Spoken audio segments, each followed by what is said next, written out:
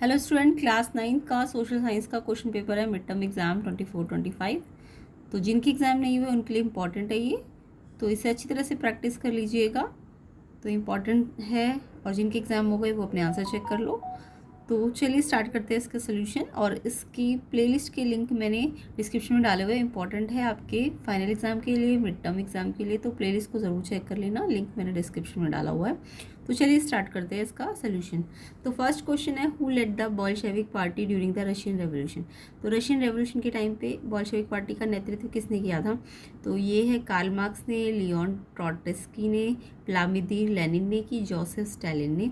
तो यहाँ पे बोल्शेविक पार्टी को किसने नेतृत्व किया था? सी ऑप्शन है इसका, व्लादिमीर लेनिन। ठीक है, तो इसका आंसर सी ऑप्शन हो जाएगा। बोल्शेविक पार्टी के बारे में क्वेश्चन भी आता है, इंपॉर्टेंट है टॉपिक, तो इसे अच्छी तरह से लर्न कर लेना। तो फर्स्ट का आंसर सी ऑप्शन हो जाएगा, व्लादिमीर लेनिन। ठीक है, नेक्स्ट क्वेश्चन पे आते हैं। नेक्स्ट क्वेश्चन है question number 2, what was the outcome of the February revolution in Russia. Russia में जो फेब्रुअरी रेवोल्यूशन हुआ था उसका आउटकम या उसका रिजल्ट क्या हुआ था? End of Tsarist autocracy, start of world war first, establishment of a communist government, या कुछ भी नहीं हुआ था।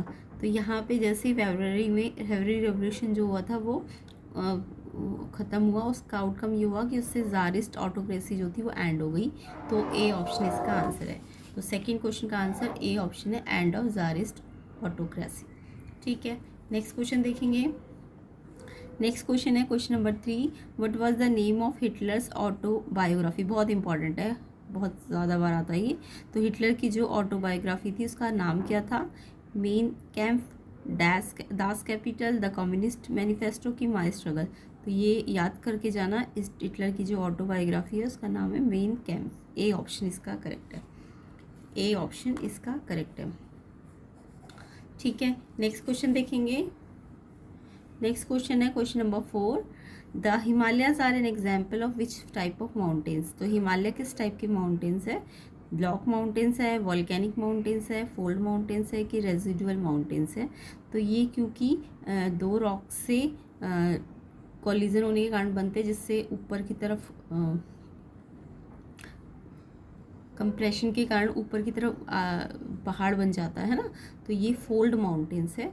तो फोल्ड माउंटेन्स के बारे में पढ़ना। तो हिमालय एक फोल्ड माउंटेन्स है। तो सी ऑप्शन इसका आंसर हो जाएगा, फोर्थ का। नेक्स्ट क्वेश्चन देखेंगे। तो इसका आंसर आपका फोर्थ का सी ऑप्शन है, फोल्ड माउंटेन्स। हिमालय कैसे है? फोल्ड माउंटेन्स होते हैं। नेक्स्ट क्वेश्चन नंबर 5 देखेंगे, which of the following river is a part of the Ganga river system. यहाँ पे कौन सी रिवर है इनमें से जो गंगा रिवर सिस्टम का पार्ट होती है?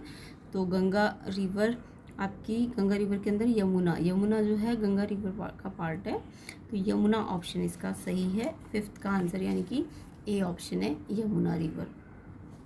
नेक्स्ट क्वेश्चन देखेंगे। प्लेलिस्ट सेक्शन को ज़रूर चेक कर लेना, लिंक मैंने डिस्क्रिप्शन में डाला हुआ है। इम्पॉर्टेंट है, जितने भी PYQs कराए गए हैं तो वो आपके बहुत इंपॉर्टेंट है, मिड टर्म एग्ज़ाम के लिए भी और फाइनल एग्ज़ाम के लिए भी। तो उसे ज़रूर करना। एंड अपनी जो भी NCERT की बुक्स है वो तो रीड करनी है। इसके अलावा ये एक्स्ट्रा क्वेश्चंस के लिए आपको ये सारा अच्छी तरह से करना है। प्लेलिस्ट को ज़रूर चेक कर लेना, लिंक मैंने डिस्क्रिप्शन में डाला हुआ है।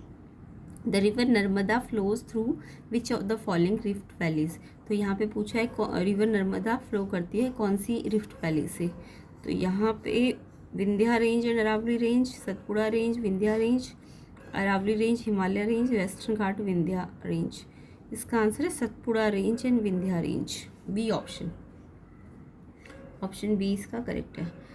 7th देखेंगे, which of the following constitute the guidelines given in the constitution for governance of the country. तो कौन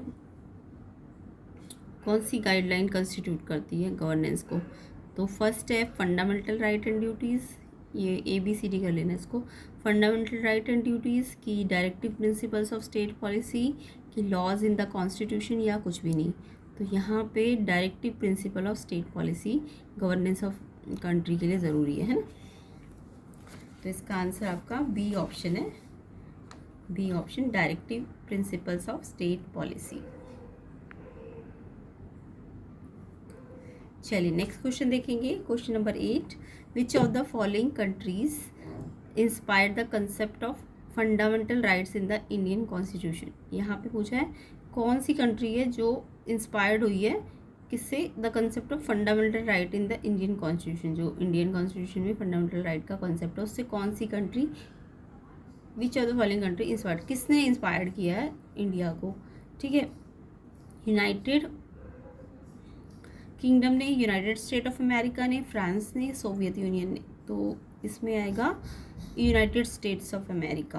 बी ऑप्शन इसका आंसर है 8 का, United States of America.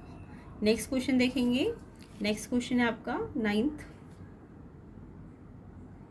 Which sector in India has the highest number of workers. इनमें से कौन सा sector है जिसमें हाईएस्ट नंबर ऑफ वर्कर है। Primary sector, secondary sector, tertiary sector. ये मैंने प्रीवियस वीडियोस में डिटेल में समझाए हुए हैं, तो इसलिए कह रही हूँ लिंक डिस्क्रिप्शन में है प्लेलिस्ट सेक्शन का, उसको ज़रूर करना। वीडियो को ज़्यादा से ज़्यादा शेयर कर देना, लाइक कर देना, ताकि और भी आपके लिए इंपॉर्टेंट क्वेश्चंस जो कि आपके एग्ज़ाम के पॉइंट ऑफ व्यू से बहुत इंपॉर्टेंट है उसको कराया जा सके। तो वीडियो को ज़्यादा से ज़्यादा लाइक करना, ठीक है। तो इसमें पूछा है कि कौन से वर्कर्स सबसे ज़्यादा किस सेक्टर में होते हैं। तो प्राइमरी सेक्टर, सेकेंडरी, टर्शियरी की आईटी। तो यहाँ पे आपको पता है कि ज़्यादातर इंडिया की पॉपुलेशन जो है वो गांव में रहती है, गांव में वो एग्रीकल्चर पे डिपेंड करते हैं। तो और एग्रीकल्चर कौन से सेक्टर में आता है, ये आपका प्राइमरी सेक्टर में आता है। जितने भी एग्रीकल्चर, मैन्युफैक्चरिंग वगैरह होती है प्राइमरी सेक्टर का पार्ट होता है, ठीक है। तो प्राइमरी सेक्टर इसका आंसर है। हाईएस्ट नंबर ऑफ वर्कर किस पे डिपेंड है, प्राइमरी सेक्टर पे। तो ए ऑप्शन इसका आंसर है, प्राइमरी सेक्टर, क्वेश्चन 9 का। नेक्स्ट क्वेश्चन देखेंगे। नेक्स्ट क्वेश्चन है, the literacy rate in India according to the 2011 census was. तो 2011 का जो जनगणना हुई है उसमें लिटरेसी रेट कितना है। तो 2011 में लिटरेसी रेट आया है 74.04%। लिटरेसी रेट समझते हो ना, साक्षरता दर। तो साक्षरता दर कितनी है, 74.04%। तो बी ऑप्शन सही है इसका। तो आंसर आएगा 74.04%, बी ऑप्शन। तो चलिए आगे कुछ क्वेश्चन सॉल्व करते हैं। फर्स्ट क्वेश्चन है, क्वेश्चन आंसर करेंगे। तो describe the significance of the great Indian desert. Great Indian desert को क्या कहते हैं, थार डेजर्ट कहते हैं। तो इसके बारे में बताना, इसकी इंपॉर्टेंस क्या क्या है। तो इम्पॉर्टेंट है, थार डेजर्ट के बारे में आपको पढ़ के जाना है, बहुत ज़्यादा इंपॉर्टेंट होता है ये। तो चलिए इसके आंसर देखते हैं।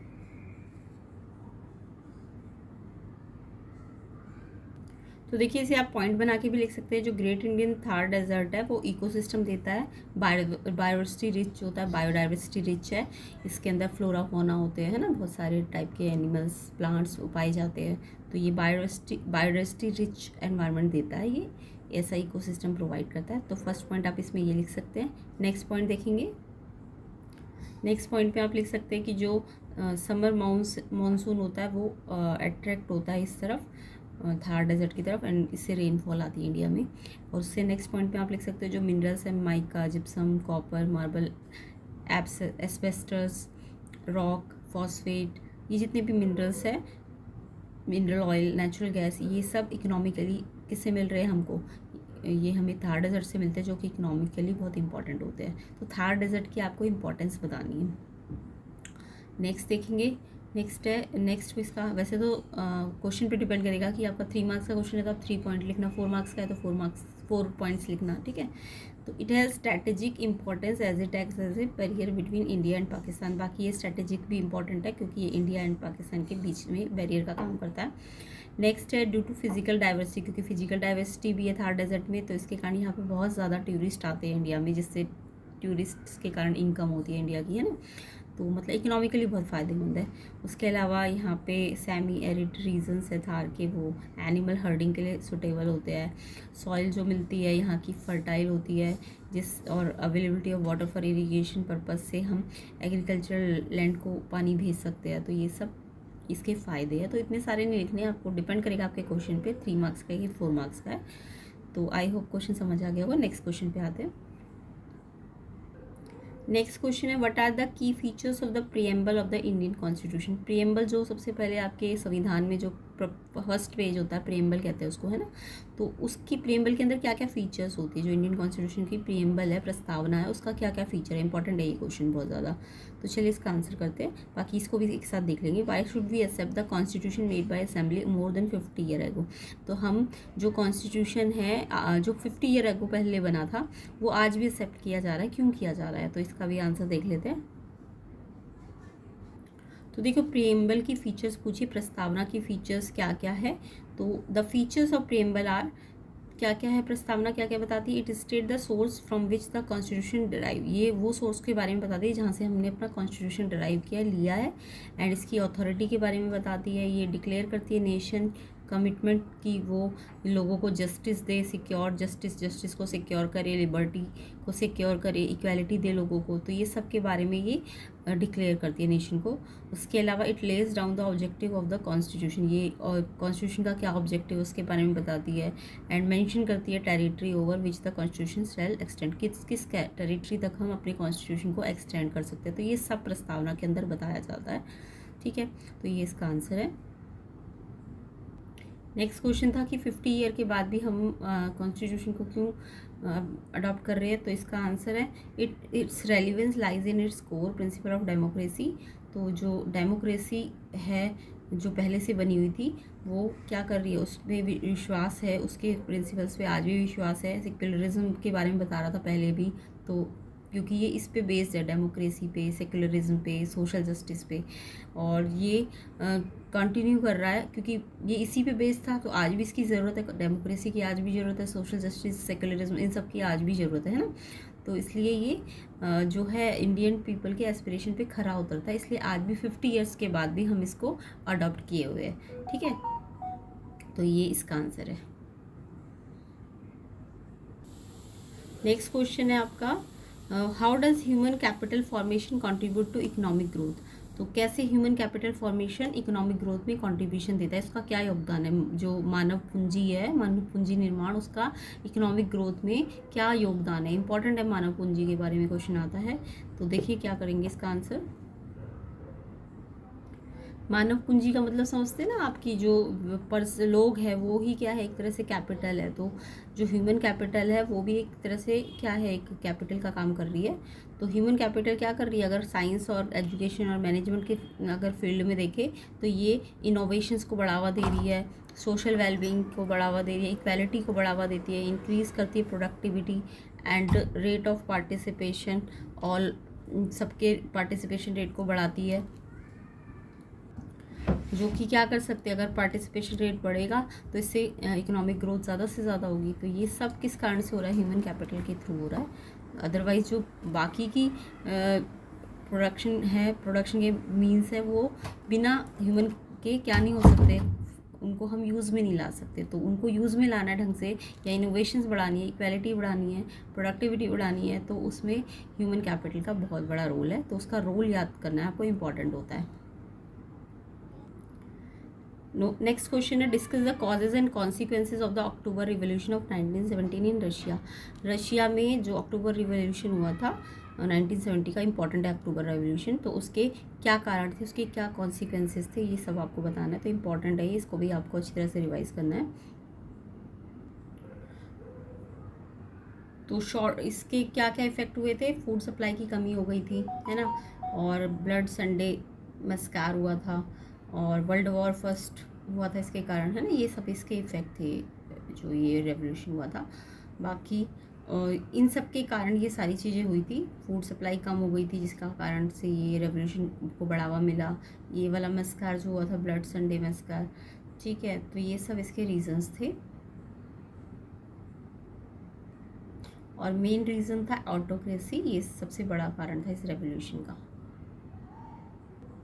बाकी कॉज तो पता चल गया, इसके इफ़ेक्ट्स क्या क्या हुए, कॉन्सिक्वेंसेस क्या क्या हुए। अक्टूबर रिवोल्यूशन के बाद जो बॉल्शेविक थे उन्होंने क्या किया, बैंक्स और इंडस्ट्रीज़ को नेशनलाइज करवा दिया, लैंड डिक्लेयर्ड सोशल प्रॉपर्टी हो गई, लैंड सोशल प्रॉपर्टी हो गई लोगों की, एंड पीजेंट्स को अलाउ किया गया कि वो to seize it from the nobility से उसे हटा, मतलब जो लोग पीजेंट्स को ज़मीन नहीं दी जाती थी, काम नहीं करने दिए जाते थे, वो राइट उनको मिल गया।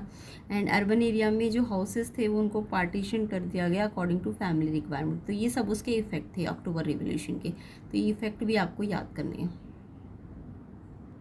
नेक्स्ट क्वेश्चन है explain the various land forms of India. तो सारे इंपॉर्टेंट क्वेश्चंस है, इन्हें अच्छी तरह से करना है। प्लेलिस्ट के अंदर और भी इंपॉर्टेंट क्वेश्चंस है जो कि आपके final exam, mid term exam के लिए बहुत ज़्यादा इंपॉर्टेंट है, तो इसलिए ज़रूर करके जाना है इन्हें एग्जाम से पहले। तो एक्सप्लेन करना है various land forms of India, India के कौन कौन से लैंड फॉर्म्स होते हैं। तो यहाँ पे लैंड फॉर्म्स कौन कौन से, the great mountains, Thar desert, great plains of northern middle India and the peninsular plateau and the coastal area और आइलैंड्स। ये क्या है, ये लैंड फॉर्म्स होते हैं। तो ये याद करने कितने, 1 2 3 4 5 6 ये आपको याद करने हैं, ठीक है। The great mountains, the Thar desert, the great plains of northern middle India and the peninsular plateau और last coastal area and islands. तो ये सब आपके लैंड फॉर्म्स हैं, इनको याद करना इंपॉर्टेंट होता है ये। नेक्स्ट क्वेश्चन है आपका पैसेज में से आएगा, ऐसे करके एक पैसेज दे देंगे आपको और उस पैसेज से रिगार्डिंग क्वेश्चन होंगे।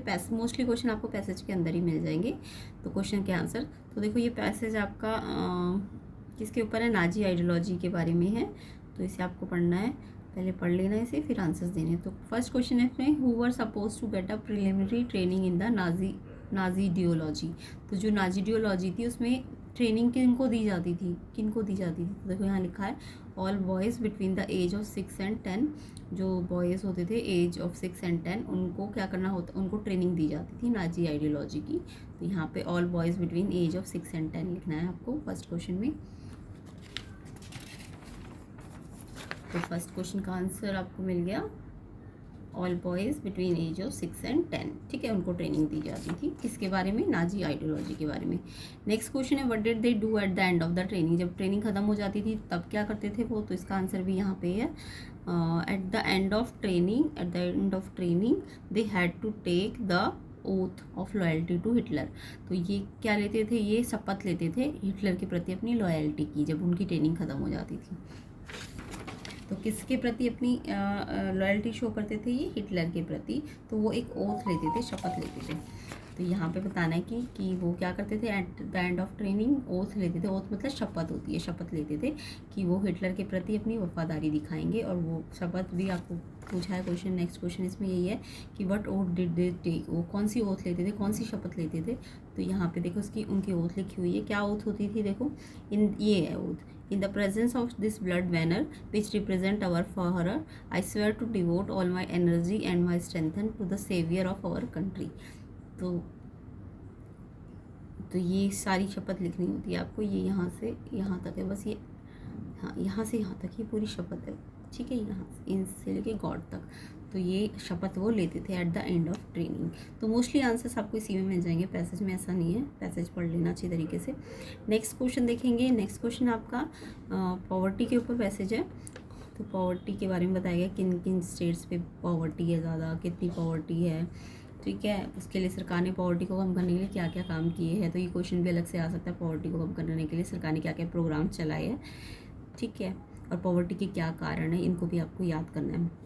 अब इस पैसेज के रिगार्डिंग क्वेश्चन है what are the some of the key reasons for the persistent of poverty in India according to case study. मतलब रीजंस क्या है पॉवर्टी के, पॉवर्टी होने के क्या रीजंस है। तो पॉवर्टी होने के रीजंस देखो यहाँ लिखा हुआ है, official data, cause of poverty in India क्या क्या है, देखो इसमें है, इसके अंदर कॉज ऑफ पॉवर्टी लिख देना, हिस्टोरिकल फैक्टर्स है, सोशल इनइक्वालिटी है, इकोनॉमिक पॉलिसीज़ है। तो ये सब पॉवर्टी के कारण है, ठीक है। तो इसका आंसर क्या है आपका फर्स्ट का, इसके कारण पूछे थे, historical factors, social inequality, economic policies are the cause of poverty. Okay, next question है इसमें नेक्स्ट क्वेश्चन है which government scheme mention in the case study aims to provide guaranteed employment to rural household. ये कौन सी government की scheme है जिसमें क्या कहा जाता है, गारंटी दी जाती है कि रोज़गार मिलेगा रूरल हाउस होल्ड को, 100 दिन के रोज़गार की गारंटी दी जाती है। कौन सी स्कीम है? देखो ये स्कीम का नाम है, ये आपने बहुत पढ़ी भी होगी। गवर्नमेंट ने बहुत सारे एंटी पॉवर्टी प्रोग्राम चलाए जिसमें से फेमस है मनरेगा, MGNREGA। ये वाला जो ये प्रोग्राम है पॉवर्टी एंटी पॉवर्टी प्रोग्राम है जो ये क्या करता है, ये एम्प्लॉयमेंट की गारंटी देता है कि 100 डे का एम्प्लॉयमेंट, अगर कोई भी अनएम्प्लॉयड व्यक्ति है उसको 100 डेज़ की एम्प्लॉयमेंट की गारंटी देता है। तो इसकी फुल फॉर्म भी आ सकती है पेपर में, Mahatma Gandhi national rural employment guarantee act.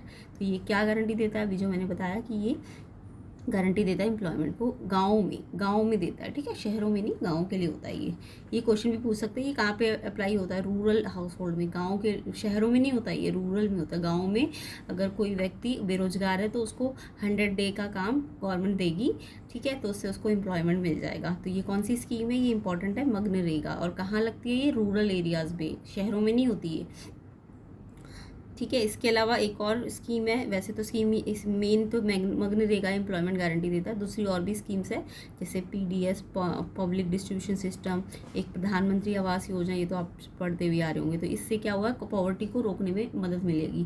तो ये प्रोग्राम्स के नाम पूछेंगे तो ये 2-3 प्रोग्राम्स के नाम लिख सकते हो, बट अगर रूरल एरियाज़ का प्रोग्राम पूछोगे तो वो मनरेगा है। तो इसकी फुल फॉर्म भी आपको याद कर लेनी है। तो ये वाला प्रोग्राम एम्प्लॉयमेंट गारंटी देता है, ठीक है। मनरेगा फुल फॉर्म भी याद करना है इसको, और ये रूरल एरियाज़ में अप्लाई होती है। नेक्स्ट है C part, despite various anti poverty measures what challenges continue to hinder poverty alleviation in rural area according to the case study. तो बहुत सारे एंटी पॉवर्टी प्रोग्राम चल रहे हैं, तरीके चल रहे हैं गरीबी को हटाने के लिए, लेकिन फिर भी चैलेंज आ रहा है, पॉवर्टी मतलब बनी रह रही है, ख़त्म नहीं हो रही है। ऐसा क्यों है? रीज़न क्या है इसके पीछे? तो यहाँ पे क्वेश्चन यहाँ है इसका answer, despite this effort challenges आ रहे हैं। जैसे कि कौन कौन से चैलेंजेस आ रहे हैं? अंडर एम्प्लॉयमेंट है, एजुकेशन की कमी है, पुअर हेल्थ सर्विसेज है। तो इन सब के कारण जो कहाँ पे होती है ज़्यादातर ये जो समस्या है, ये रूरल और रिमोट एरियाज़ में होती है, जहाँ पहुँचा नहीं जा सकता, गाँव में या ऐसी जगह जहाँ पहुँचा नहीं जा सकता, तो वहाँ पे एजुकेशन नहीं जा पा रही है, हेल्थ सर्विसेज ढंग से नहीं जा पा रही है, अंडर एम्प्लॉयमेंट रह जा रहे लोग। तो जिस कारण से पॉवर्टी वैसी की वैसी बनी है। गवर्नमेंट इतने तरीके अपना चुकी है पॉवर्टी को कम करने के, बट फिर भी ये कुछ कारण है जिससे पॉवर्टी को ख़त्म नहीं किया जा सकता। तो इसके कारण पूछे कि पॉवर्टी को ख़त्म क्यों नहीं किया जा रहा, किस कारण से नहीं किया जा रहा? अंडर एम्प्लॉयमेंट, एजुकेशन नहीं पहुँच पा रही, पुअर हेल्थ सर्विसेज है, कहाँ है ये लिख देना, रूरल एंड रिमोट एरियाज़ में। तो ये आपको सारा, वैसे तो ये पैसेज में भी आ सकता है, अलग से क्वेश्चन बन के भी आ सकते हैं, तो आपको ऐसे याद रखना है इसको। नेक्स्ट मैप वर्क है, तो ये आप चेक कर लेना, मैप आपके बुक में बना होगा। तो नर्मदा रिवर का दिखाना है, बोल्शेविक रेवोल्यूशन कहाँ कहाँ हुआ, कौन सी कंट्रीज में हुआ, तो उसके बारे में बताना है आपको, वो मैप में आपको इंडिकेट करना है। तो आई होप समझ में आ गया होगा, इम्पॉर्टेंट है, अच्छी तरह से कर लेना। इसके अलावा प्लेलिस्ट को ज़रूर करके जाना, प्लेलिस्ट का लिंक मैंने डिस्क्रिप्शन में डाला हुआ है, उसे आप ज़रूर करना। वीडियो को ज़्यादा से ज़्यादा शेयर करना, कम से कम 1000 लाइक्स तो मिलने चाहिए, इतनी मेहनत करी जा रही है आपके लिए। एंड चैनल पे नए हो तो सब्सक्राइब ज़रूर करना, एंड अच्छी तरह से अपना एग्ज़ाम दे के आना। और इसका जो आंसर है, सोल्यूशन है, वो आपको मिल जाएगा जो भी आपका एग्ज़ाम होगा नेक्स्ट डे, तो उसको सबसे पहले आपको चैनल में दिखा दिया जाएगा। तो वीडियो को ज़्यादा से ज़्यादा शेयर कर लेना, एंड कमेंट में कुछ डाउट है तो आप पूछ सकते हो। बाकी डिटेल में प्लेलिस्ट में आपको सारे क्वेश्चंस मिल जाएंगे, तो इसलिए प्लेलिस्ट को ज़रूर चेक कर लेना।